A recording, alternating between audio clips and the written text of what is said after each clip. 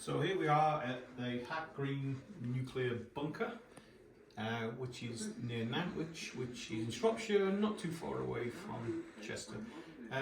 We're here because of my forthcoming book, Beyond the Bunker, and I thought, where else would we go to talk about bunkers than a bunker? And this is the only bunker I think that's certainly nearby that we could visit. There are different kinds of bunkers. This one was built to protect the elites of this area, the politicians, the broadcasters who would potentially survive a nuclear attack, and it's equipped to have people survive for 3 months, which I assume is the most dangerous period after a nuclear attack. Your book, on the other hand, is about a different kind of bunker and different kind of insulation. Yeah, it's more to do with getting away from the craziness that society has at the moment. And obviously the bunker itself is an observation bunker, not far from the border between Macedonia and Albania. The bunker in question, or the bunker of inspiration. It's interesting being here. Obviously, things have changed technology-wise.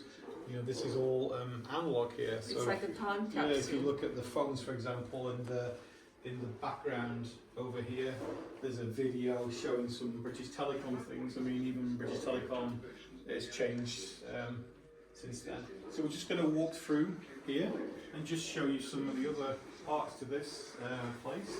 It's definitely an interesting place. I would recommend coming to visit here. If you come, your ticket guarantees you can come back for the whole year, so it's really good value. So this is the sort of I guess it's the briefing centre. I mean, if you look at the Home Office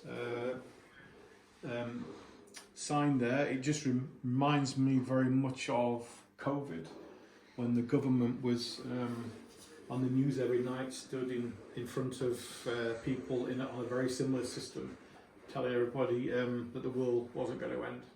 Yes, I guess you have to, in times of crisis, you have to inform the population about what is going on. And this is one of the reasons why we've decided to choose this location to record a podcast for one of the poems, for the poem Beyond the Bunker from your third book, yes. Beyond the Bunker.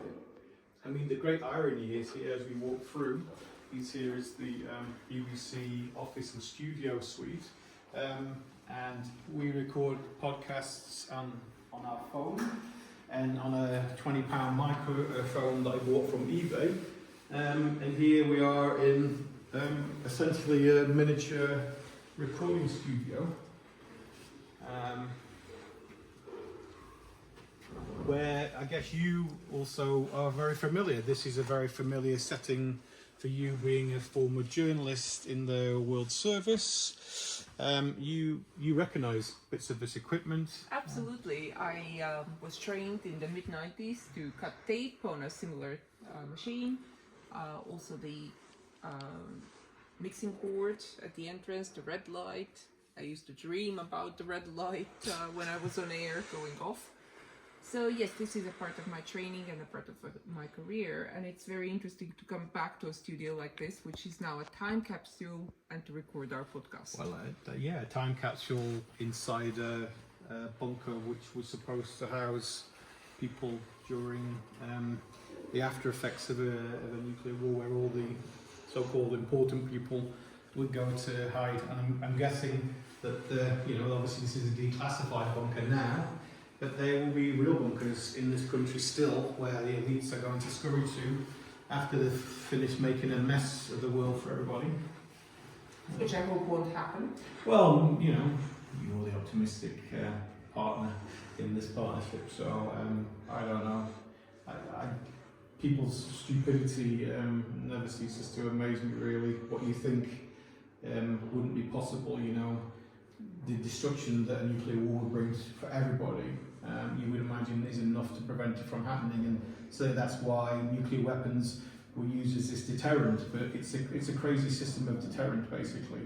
I'm not sure how that provides any security for anybody having bombs ready to go at any point, and there were well-known examples where nuclear war was averted by birds flying in front of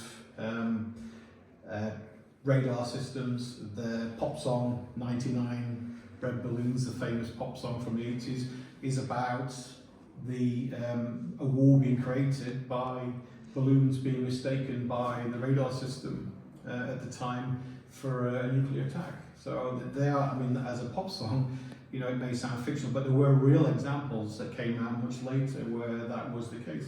So human stupidity, I don't know. We trust these people that we elect and sometimes don't elect, certainly the military officials we don't elect, to protect us, but also to have their fingers on these buttons and not to use them.